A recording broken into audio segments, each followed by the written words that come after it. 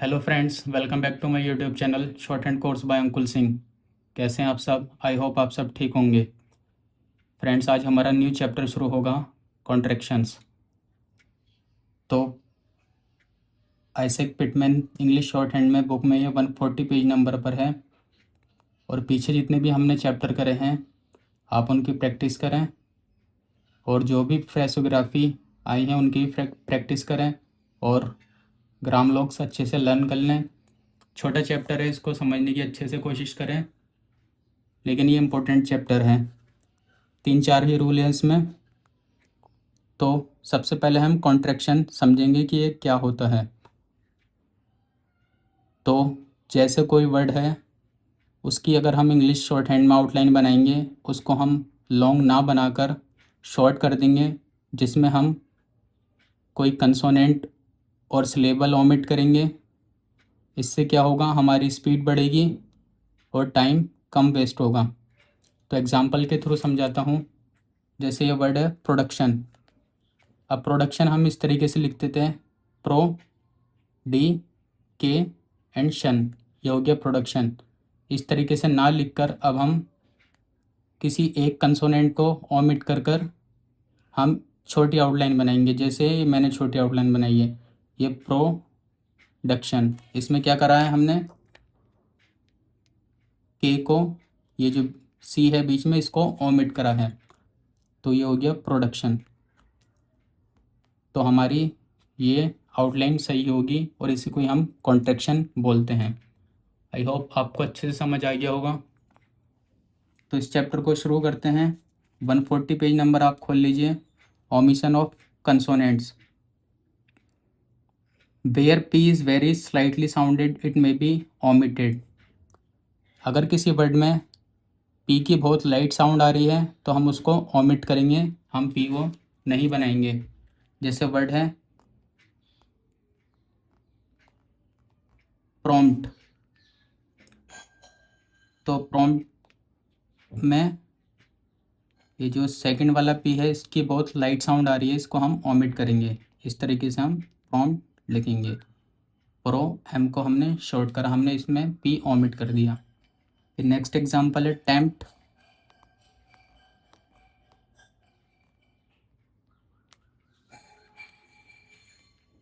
Tempt में हमने P को ओमिट करा, इसमें भी बहुत लाइट साउंड आई। Next assumption. इसके प्रोनाउंसिएशन में भी पी की लाइट साउंड है, असम्पशन, तो इसमें भी हम पी को ओमिट करेंगे, पी को हम नहीं लिखेंगे। तो ये चीज़ हमें क्लियर है। अगर पी की बहुत लाइट साउंड आएगी किसी वर्ड में तो हम उसको ओमिट कर देंगे। अगर पी की क्लियर साउंड आएगी तो उसमें हम पी बनाएंगे। जैसे वर्ड है ट्रम्पेट। तो इसमें क्लियर साउंड है, इसके प्रोनाउंसिएशन में ट्रम्पेट, तो पी की क्लियर साउंड है, इसमें हम पी को बनाएंगे। इस तरीके से हम ट्रम्प लिखेंगे, फिर टी इसमें ज्वाइन कर देंगे। ध्यान देना है, ये डार्क बनाना है। पिछले चैप्टर में, पहले किसी चैप्टर में मैंने पढ़ाया था, एम को डार्क करेंगे तो एम पी और एम बी पढ़ते हैं। तो ये ट्रम्पेट। Next example ट्रम्पिटर।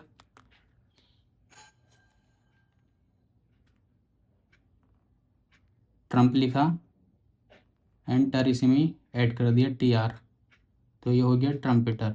तो जिस वर्ड में पी की क्लियर साउंड आएगी उसमें हम पी को बनाएंगे। अब नेक्स्ट रूल देख लेते हैं। के और G is omitted between N G and T और between N G and S H when no verbal occurs immediately after K और जी। तो इस रूल में ये कहा गया है, जो हमारा के और जी होगा, अगर ये एन जी और टी के बीच में आता है और एन जी और एस एच के बीच में आता है तो इसको हम ओमिट कर देंगे। लेकिन एक कंडीशन होगी, अगर के और जी के बाद कोई वोवेल होगा तब हम इसको ओमिट नहीं करेंगे, हम इसका स्ट्रोक बनाएंगे। ये इसको रिप्रेजेंट करके दिखाएंगे। तो एग्जांपल्स के थ्रू समझते हैं।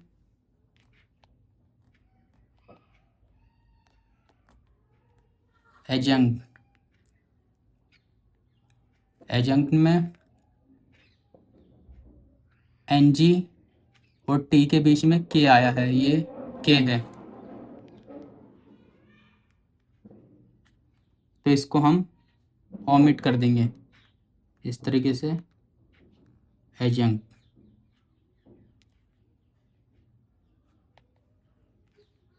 Next example, extinction.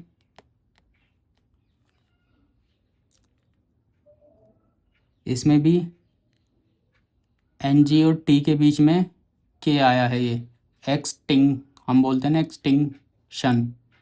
तो एक्सटिंग में एन जी है, फिर के है, फिर शन है, तो इसमें भी हम के को ओमिट कर देंगे। इस तरीके से हम एक्सटेंशन लिखेंगे। अब अगर के और जी के बाद वोवेल आता है तब हम इसको रिप्रेजेंट करेंगे। जैसे वर्ड है ट्रिंकेट, तो हमने इस तरीके से ट्रिंकेट लिखा, ये एन जी होगा ट्रिंकेट। डार्क बनाना है तो के को हमने हाफ कर दिया, इसी में ही टी भी लग गया। नेक्स्ट ब्लैंकेट, के बाद वोवेल है, इधर भी के बाद वोवेल है, तो हम इधर भी के को बनाएंगे इस तरीके से, ब्लैंकेट।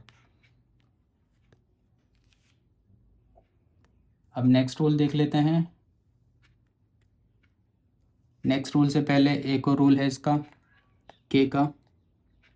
के को हम तब भी लिखेंगे जो हमारी पास्ट फॉर्म होंगी। जैसे कुछ वर्ड्स हैं, इंक्ड, विंग्ड, बैंक्ड, तो ये हमारे हमारा जो वर्ड है इसकी पास्ट फॉर्म है, इंक्ड, विंग्ड, बैंक्ड। तो इसमें भी हम के को बनाएंगे इस तरीके से, हम विंग्ड लिखेंगे, इंक्ड हम इस तरीके से लिखेंगे, के को हमने बनाया हाफ करके, इधर भी के को हाफ करके, और बैंक्ड में इधर भी हम के को हाफ करके बनाएंगे। नेक्स्ट देख लेते हैं, medial T. Immediately following circle S may be omitted in many words। तो हमने पढ़ा था S के लिए हम एक छोटा सर्किल बनाते थे। अगर S के ठीक बाद T आता है तो इस T को हम ओमिट कर देंगे। एग्जाम्पल्स के थ्रू समझते हैं। जैसे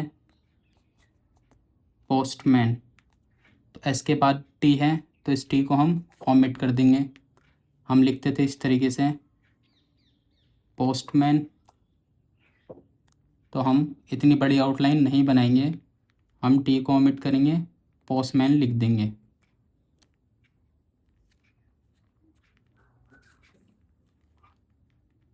ऑनेस्टली, इधर भी एस के बाद टी है तो हम ये टी ओमिट करेंगे, ऑनेस्टली लिख दें।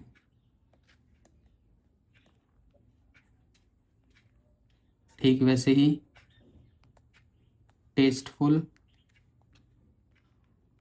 इस तरीके से हम टेस्टफुल नहीं लिखेंगे, एस के बाद टी है तो हम इसको ओमिट कर देंगे। इतनी बड़ी हम आउटलाइन नहीं बनाएंगे, तो टेस्टफुल हम इस तरीके से लिख देंगे। मिस्टेक, एस सर्किल के बाद टी है तो हम टी को नहीं बनाएंगे, ओमिट करेंगे। इस तरीके से मिस्टेक नहीं लिखेंगे, हम इस तरीके से लिखेंगे, शॉर्ट आउटलाइन।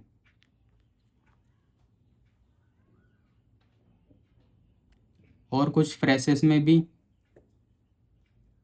एस सर्किल के बाद टी आता है कुछ फ्रेसेस में, तो उधर भी यही रूल अप्लाई होता है। तो कुछ फ्रेसेस भी बन रहे हैं इससे, जैसे मोस्ट इम्पोर्टेंट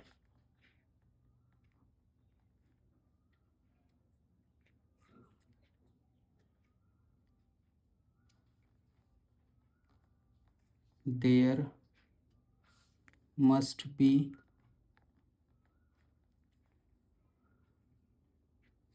और योर लास्ट लेटर।